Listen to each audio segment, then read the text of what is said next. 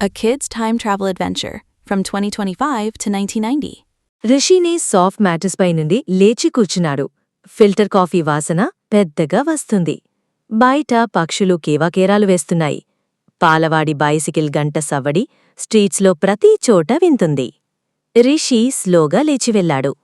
చిన్న అతనికి చేయి చూపి, హే రిషి, రా, మనం రేడియో షాప్కి వెళ్దాం అని పిలిచారు. రేడియో షాపా? రిషి ఇప్పటిదాకా అప్పుడే చూడడం.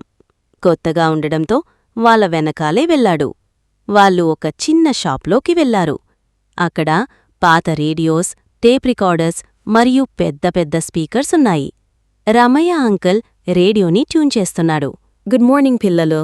వివిధ్ భారతిలో వచ్చే లేటెస్ట్ సాంగ్ వింటారా అని అడిగాడు.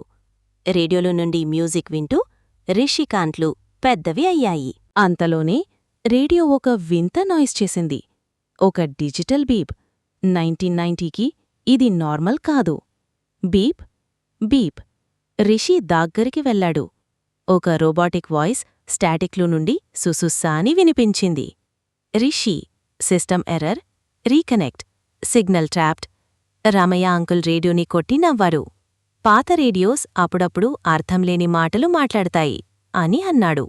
కాని రిషికి తెలుసు, అది ర్యాండమ్ కాదు, అది అతని కోసం పంపిన message. To be continued in chapter 4, signal from the future. చిన్ని మిత్రులారా, ఈ వీడియో మీకు నచ్చితే లైక్ చెయ్యండి, మీకు నవ్వొస్తే షేర్ చెయ్యండి. మరిన్ని చూడాలనుకుంటే ఇప్పుడే సబ్స్క్రైబ్ చెయ్యండి.